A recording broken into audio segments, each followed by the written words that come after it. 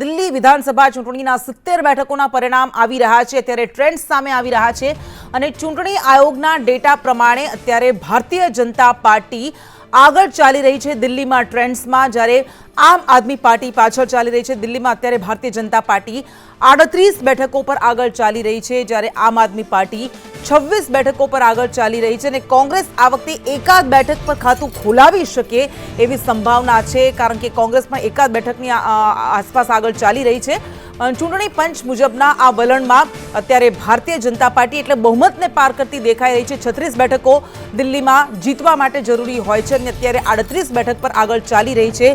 જો આમ જ પરિણામ આવે છે તો 27 વર્ષનો વનવાસ ભારતીય જનતા પાર્ટી પૂરી કરી શકે છે। આ મોટા સમાચાર અત્યારે દિલ્હીમાં આમ આદમી પાર્ટીના મોટા નેતાઓ કે જેઓ શરૂઆતમાં પાછળ ચાલી રહ્યા હતા તેઓ આગળ ચાલી રહ્યા છે। નવી દિલ્હી બેઠક પરથી પૂર્વ મુખ્યમંત્રી અરવિંદ કેજરીવાલ આગળ ચાલી રહ્યા છે। આ મોટા સમાચાર મળી રહ્યા છે તો જંગપુરા બેઠક પરથી મનીષ સિસોદિયા કે જેઓ પૂર્વ શિક્ષણ મંત્રી હતા તેઓ આગળ ચાલી રહ્યા છે અને આતિશી કાલકાજી બેઠક પરથી લડી રહ્યા છે તે અત્યારે પાછળ ચાલી રહ્યા છે। જો કે આપના સત્યેન્દ્ર જૈન અત્યારે આગળ ચાલી રહ્યા છે। આ તમામ અત્યારે ટ્રેન્ડ્સમાં જે તમામ નેતાઓ મોટા ચહેરાઓ ટોપ 3 ચહેરાઓ કહેવાય એવા પાછળ ચાલી રહ્યા હતા તેમાંથી 2 ચહેરાઓ એ મનીષ સિસોદિયા અને અરવિંદ કેજરીવાલ આગળ ચાલી રહ્યા છે તેમાંથી, અને ગ્રેટર કૈલાશથી સૌરવ ભારદ્વાજ જેઓ શરૂઆતથી જ આગળ ચાલી રહ્યા છે તેઓ અત્યારે પણ આ ટ્રેન્ડ્સમાં આગળ ચાલતા દેખાઈ રહ્યા છે। તો કોંગ્રેસ પાર્ટી અત્યારે એક બેઠક પર આગળ છે।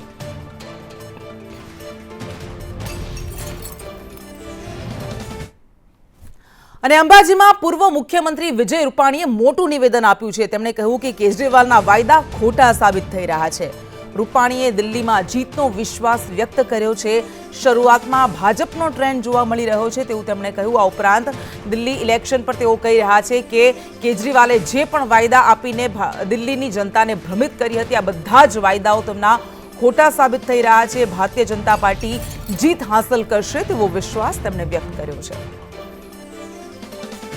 આજે દિલ્હીના પરિણામો પણ આવી રહ્યા છે। શરૂઆત પણ સારી થઈ છે, એટલે દિલ્હીમાં પણ ભારતીય જનતા પાર્ટીની સરકાર બનશે એ અત્યારે ટ્રેન્ડ દેખાઈ રહ્યો છે। હજી થોડું વહેલું છે પણ ટ્રેન્ડ ક્લિયર દેખાઈ રહ્યો છે।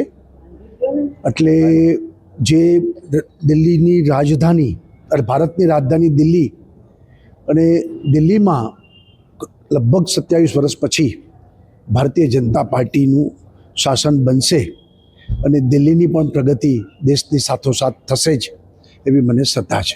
હું માનું છું કે કેજરીવાલ અને આમ આદમી પાર્ટી વિરુદ્ધ આ જનમત છે।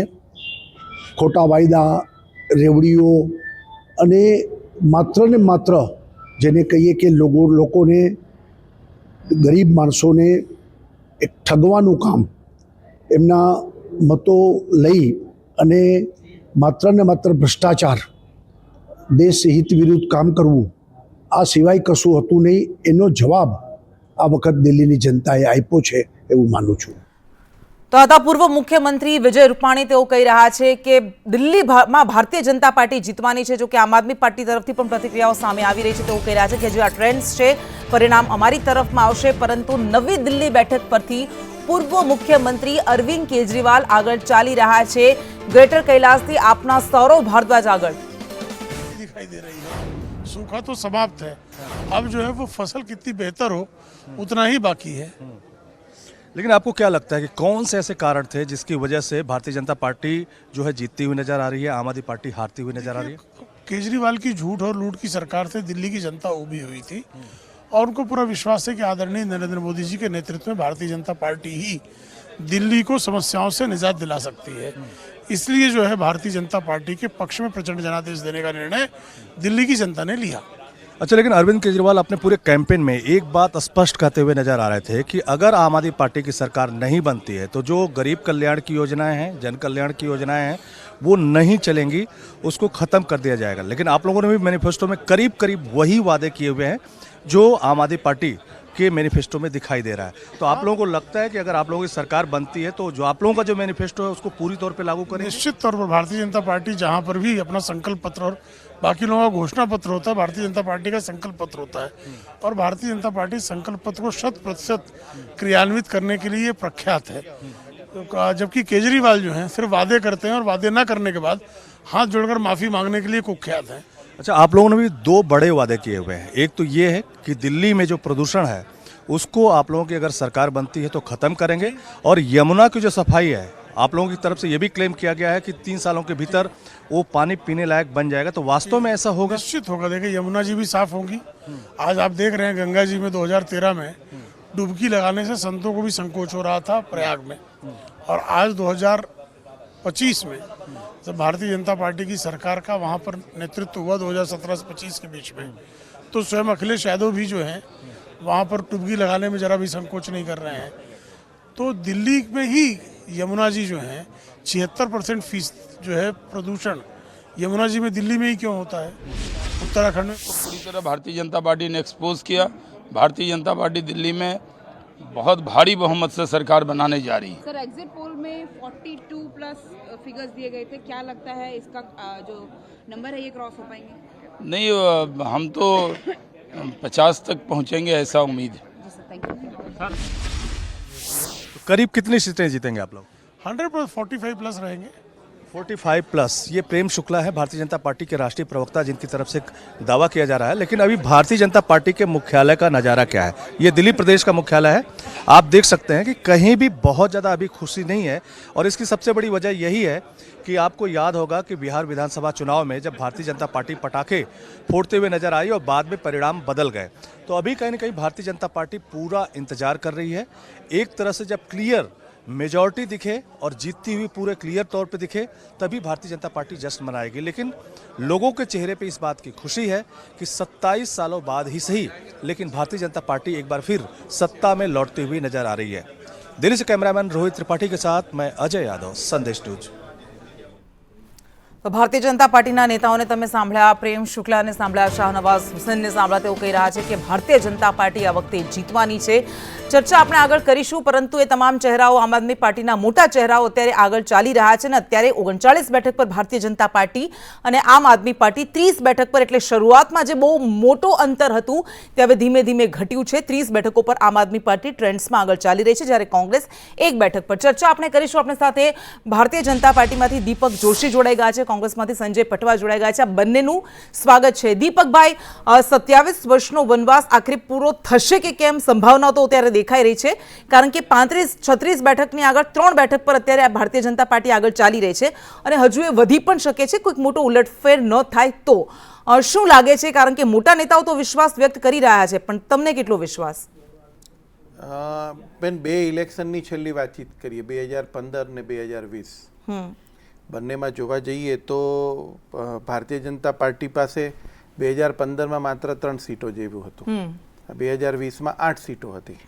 છતાં પણ અમે ક્યારેય પણ પ્રજાનો અવાજ ભૂલ્યા નથી। પ્રજાની શું અપેક્ષાઓ છે એને ક્યારે અમે ભૂલ્યા નથી, અને સતત અમે 10 વર્ષ સુધી કામ કર્યું છે, અને એનું ફળ આજે અમને મળવા જઈ રહ્યું છે 100%। એટલે કહેવાનો મતલબ 27 વર્ષના વનવાસની વાત નથી। સવાલ એ છે કે પ્રજાની આશા ને અપેક્ષાઓ શું છે એના પ્રત્યે અમે એક સેકન્ડ માફ કરશો, અટકાવવા માંગુ છું। સંજય રાउत प्रतिक्रिया આપી રહ્યા છે। जो महाराष्ट्र में 5 महीने में बढ़े, उसका आगे क्या होगा? तो मैंने ये कहा, ये 39 लाख वोट अब बिहार में शिफ्ट हो जाएंगे, उसमें से कुछ दिल्ली में भी आए हैं। लेकिन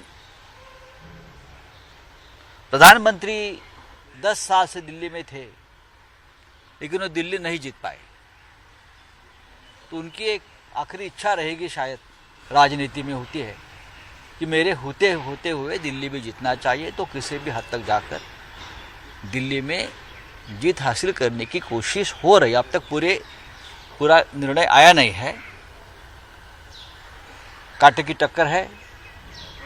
अगर कांग्रेस पार्टी और आपका मनोमिलन होता तो अच्छी बात रहती, अभी उमर अब्दुल्ला ने संदर्भ दिया है, नहीं लड़ते तो नतीजा नहीं, उन्होंने ये कहा है अब और लड़ो और एक दूसरे को समाप्त करो। मैंने भी, हम पहले दिन से हम यही कहते थे कि अगर आप और कांग्रेस दोनों का जो राजनीतिक प्रतिद्वंदी है, मैं शत्रु नहीं कहूँगा, वो भारतीय जनता पार्टी है। हमको भारतीय जनता पार्टी की हराने के लिए, सत्ता से दूर करने के लिए आप भी लड़ती है, कांग्रेस भी लड़ती है, लेकिन अलग अलग लड़ते हैं। अगर एक साथ होते तो दिल्ली का नतीजा डेफिनेटली पहले 1 घंटे में ही बीजेपी की हार सुनिश्चित हो जाती। लेकिन कांग्रेस कुछ खास परफॉर्मेंस नहीं कर पाई है, सिर्फ एक जगह पर ही वो आगे दिख रही है। खाता खोल दिया बस, और क्या है। खाता खोलने के लिए ही सब लोग उतरते हैं मैदान में, लेकिन उससे हमको सबक लेना चाहिए। सबसे पहले दिल्ली में 5 साल से केजरीवाल सरकार को कोई काम करने नहीं दिया। जो लेफ्टिनेंट पूर्ण रूप से दिल्ली की जनता खड़े होकर आशीर्वाद प्रदान किया है और अब थोड़े घंटे वेट कर लीजिए, पूर्ण नतीजा निकलेगा। अब समय आ गया है कि आप जाइए। केजरीवाल जी ने कहा कि वोटर का उपयोग कर सकती थी भाजपा। चलिए।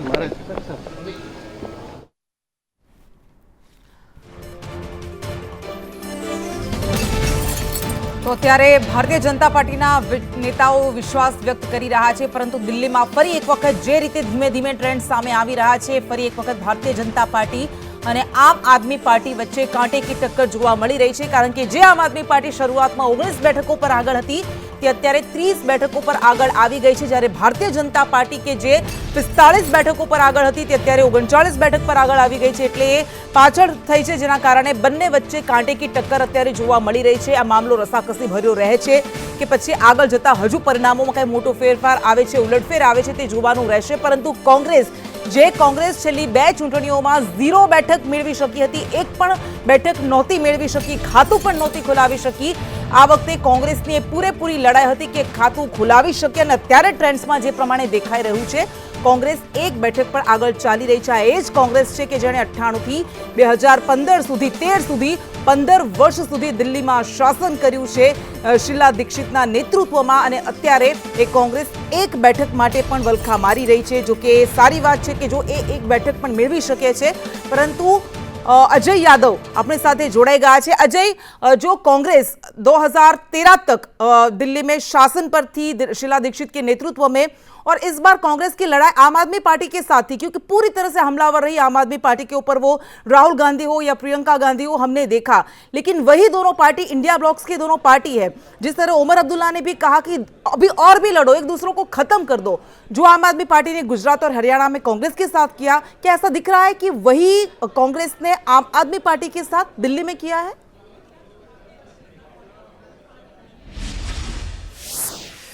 देखिए, जो कांग्रेस पार्टी दिल्ली विधानसभा चुनाव में आम आदमी पार्टी से अलग लड़ने का जब फैसला किया, यह कह सकते हैं कि दोनों के बीच कोई सामंजस्य नहीं बैठा, तो कांग्रेस पार्टी पहले से ही तय थी, उसके कुछ तय एजेंडे थे।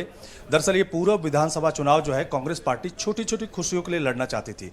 उसमें सबसे बड़ी खुशी यही होगी कि अगर आम आदमी पार्टी हारती है तो कहीं ना कहीं कांग्रेस पार्टी को ये अपनी बड़ी जीत के तौर पर देखा जाएगा, क्योंकि दिल्ली के गलियारे में एक भविष्यवाणी की जा रही है कि अगर आम आदमी पार्टी सत्ता से बाहर होती है तो शायद ही अब लौट पाए, क्योंकि भारतीय जनता पार्टी एक बार सत्ता पाने के बाद वो स्पेस नहीं आम आदमी पार्टी के लिए छोड़ेगी, लेकिन कांग्रेस के लिए एक स्पेस बन सकता है। वहीं दूसरी तरफ कांग्रेस पार्टी की एक ख्वाहिश ये भी है कि अगर उसका वोटिंग परसेंटेज, जो कि पिछले विधानसभा में 4% था, अगर वो 10% के करीब जाता है तो कम से कम इस बात की संभावना बनती है कि वो भारतीय जनता पार्टी के सामने एक बार फिर से खड़ी हो सकती है। जबकि जब तक आम आदमी पार्टी उसके लिए एक चुनौती बनी रहेगी या वो सत्ता में रहेगी, तब तक कांग्रेस पार्टी का कभी भी पुनरुत्थान नहीं होने वाला है। तो एक खुशी ये भी थी, लेकिन आम आदमी पार्टी की तरफ से भी ये कोशिश है कि किसी भी सूरत में कांग्रेस पार्टी रिवाइव न करे। हालांकि अभी आप जाएंगे कांग्रेस मुख्यालय में तो वहां पे एक पूरा सन्नाटा पसरा हुआ है। बावजूद इसके उसके जो छोटे छोटे नेता हैं या संदीप दीक्षित जो कि इस पूरे कांग्रेस के कैंपेन को लीड करते हुए नजर आए, काफ़ी आक्रामक रहे अरविंद केजरीवाल के ऊपर। उनकी भी तरफ से एक स्टेटमेंट आया है कि कम से कम हम एक ऐसी पोजीशन में हो जिससे हमारे बिना कोई सरकार बनाता हुआ नजर ना आए। तो यानी कांग्रेस पार्टी पहले से तय थी कि अगर आम आदमी पार्टी डिक्लाइन होती है तो उसका बेनिफिट भारतीय जनता पार्टी को चाहे जिस रूप में हो, लेकिन कांग्रेस पार्टी को निश्चित तौर पे मिलने वाला है, क्योंकि बिना आम आदमी पार्टी को चैलेंज किए या उसको गिराए कांग्रेस का पुनरुत्थान कई सारे राज्यों में नहीं होने वाला है। क्योंकि आम आदमी पार्टी जहां भी चुनाव लड़ने के लिए जाती है वो भारतीय जनता पार्टी के वोट के बजाय कांग्रेस पार्टी के ही वोट को डेंट करती हुई नजर आती है।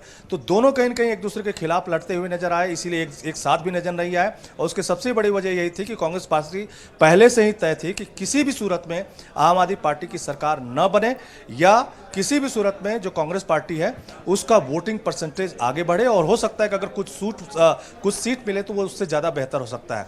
तो फिलहाल कांग्रेस पार्टी बहुत ज़्यादा उम्मीदों में नहीं थी, लेकिन ये जरूर है कि इस उम्मीद में जरूर है कि उसका वोटिंग परसेंटेज बढ़े और साथ ही साथ आम आदमी पार्टी किसी भी तरीके से डिक्लाइन हो। जी बिल्कुल, जुड़े रही आगे अजय। એટલે આમ આદમી પાર્ટીના ભોગે કોંગ્રેસ આગળ વધી રહી છે, કારણ કે કોંગ્રેસને ખબર હતી કે એ રિજનલ પાર્ટી, જે ક્ષેત્રીય પાર્ટી જેના કારણે આ કોંગ્રેસની આ હાલત થઈ છે, એને જ્યાં સુધી સાફ નહીં થાય ત્યાં સુધી પોતે આગળ નહીં આવી શકે। જો કે હજુ પણ ઘણું અંતર છે, કારણ કે આ 4% વોટથી 10% વોટ પણ જો કોંગ્રેસ મેળવી શકે છે તો એના માટે મોટી ઉપલબ્ધિ ગણાશે। સીટ તો એક મળશે કે કેમ એ જોવાનું રહેશે, પરંતુ ચર્ચામાં આગળ વધીએ। સંજય પટવા કોંગ્રેસમાંથી આપણી સાથે જોડાયેલા છે। સંજયભાઈ, દિલ્હી એ રાજધાની છે, એ વિસ્તાર છે કે જ્યાં 1993 સુધી કોઈ વિધાનસભા બની જ નહોતી। વિધાનસભા બની એટલે પહેલીવાર ભારતીય જનતા પાર્ટી ત્યાં સત્તામાં આવી, પરંતુ ત્યારબાદ કોંગ્રેસ એકંદરે 15 વર્ષ સુધી ભારતીય જનતા પાર્ટીને સત્તાની બહાર રાખવામાં સફળ રહી હતી, પરંતુ કોંગ્રેસની જગ્યા ત્યારબાદ ભારતીય જનતા પાર્ટીની આમ આદમી પાર્ટીએ લઈ લીધી। શું એટલા માટે આ વખતે કોંગ્રેસનો એ પ્રયાસ હતો કે આમ આદમી પાર્ટી જો હારે છે તો એ કોંગ્રેસ માટે ફરી સ્પેસ બનશે?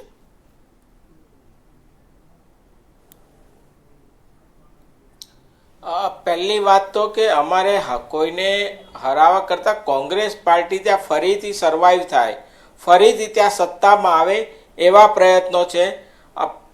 સ્વાભાવિક છે કે રાજકીય પક્ષ લઈને જ્યારે બેઠા હોય, કોંગ્રેસ પાર્ટી એક રાષ્ટ્રીય પક્ષ છે, એનું વજૂદ અને એની એક તાકાતથી કાર્યકર્તાઓનું સંગઠન આ બધું જ ફરીથી રિવાઇવ કેવી રીતે થઈ શકે, પાર્ટી ફરીથી લોકોનો વિશ્વાસ કેવી રીતે જીતી શકે, એ દિશા તરફ પાર્ટીએ વિચારીને આ ચૂંટણીમાં ઝંપલાવ્યું હતું।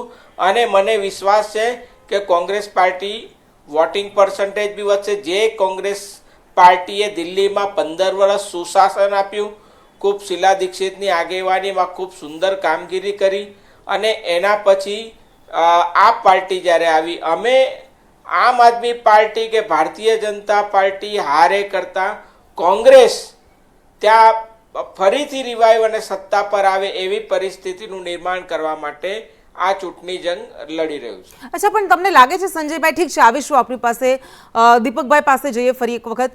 દીપકભાઈ, સવાલો તો એ પણ થઈ રહ્યા છે, કારણ કે ભારતીય જનતા પાર્ટી આખરે 27 વર્ષ બાદ આવી રહી છે। તમે કહો છો કે 10 વર્ષ અમે ભલે વિપક્ષમાં રહ્યા, પરંતુ મજબૂત વિપક્ષ તરીકે અમે ભૂમિકા ભજવી, પણ આ વખતે જે ચૂંટણી લડાઈ હતી, તમને લાગે છે કે કારણ કે દિલ્હીની ચૂંટણી એકદમ લોકલાઇઝ થઈ ગઈ, ત્યાંના જે મુદ્દા છે, સ્થાનિક મુદ્દાઓ છે, એ ગાર્બેજ કલેક્શનનો મુદ્દો હોય, પાણીનો મુદ્દો હોય, ખરાબ રસ્તાનો મુદ્દો હોય, આ બધા મુદ્દાઓ પર એટલા માટે ભારતીય જનતા પાર્ટીએ ફોકસ કર્યું હતું કારણ કે ખબર પડી ગઈ હતી કે અહીંયા સ્થાનિક મુદ્દાઓ પર જ લડવું પડશે। જે એક મોટા રાષ્ટ્રીય ચહેરા પર આપણે બધી ચૂંટણી લડ્યા છીએ એવો અહીંયા નહીં ચાલે।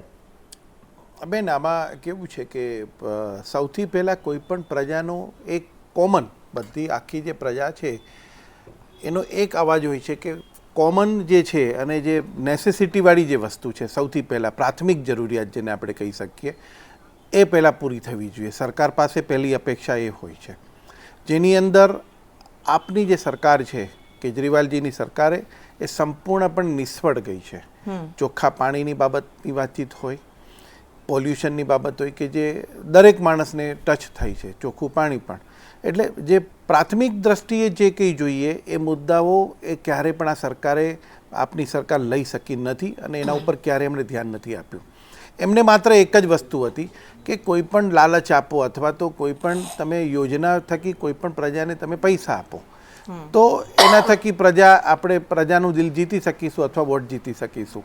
પહેલાં 5 વર્ષ તો એમને થયા, પણ બીજા 5 વર્ષ જે થયા એ બહુ આકરા કાળમાં આવી ગયા. ત્રીજી વાત કે જે માણસ તમારા સિદ્ધાંતો, તમારી નૈતિકતાથી, તમે નૈતિક મૂલ્યોથી તમે આગળ જાઓ છો, બોલો છો કંઈક અને કરો છો કંઈક. ધારો કે તમે પહેલેથી જ બોલી નાખો કે અમે ભ્રષ્ટાચારી છે અને એમણે દારૂના ને આ બધી જે પરમિટનું ને એમાં જો કર્યું હોત તો કોઈ પ્રજાને કોઈ વાંધો ના આવત, કે તો એના પોતાના મેનિફેસ્ટોમાં ને મેં કહે. પણ જ્યાં બતાવવાની સ્ટાઇલ એવી હોય કે અમે સિદ્ધાંતવાદી પાર્ટી છે, ભ્રષ્ટાચાર વિરોધી પાર્ટી છે અમારી, અને ત્યારે આટલું બધું કરપ્શન આવે, એ વસ્તુ ઉપર આખી પણ આમાં લેવલ પ્લેઇંગ ફિલ્ડ કેટલું હતું એ તો હંમેશા ચર્ચા રહેવાની જ છે, કારણ કે જે રીતે તમે કહો છો કે એક આકરા સમયમાં આવી ગયા, લાવી દેવામાં આવ્યા હતા, એવા પણ આરોપ થયા રહ્યા છે. દિલ્હીનો જનાદેશ આવી રહ્યો છે. 70 વિધાનસભા બેઠકોના મતગણતરી અત્યારે થઈ રહી છે અને આ બધા વચ્ચે દિલ્હીના મુખ્યમંત્રી આતિશી કાલકાજી બેઠક પરથી 1000 વોટથી પાછળ ચાલી રહ્યા છે. આ મોટા સમાચાર મળી રહ્યા છે. આ બેઠક પર પણ ખૂબ જ રસપ્રદ જંગ આ વખતે જામ્યો છે, કારણ કે એક તરફ આતિશી છે કે જેઓ મુખ્યમંત્રી છે, બીજી બાજુ રમેશ બિધોરીને ભારતીય જનતા પાર્ટીમાંથી ઉતારવામાં આવ્યા છે, સાંસદ રહી ચૂક્યા છે અને આ વખતે તેમણે જે પ્રહાર કર્યા હતા અને અલકા લાંબાને ઉતારવામાં આવ્યા છે. બધા વચ્ચે અત્યારે આતિશી પાછળ ચાલી રહ્યા છે.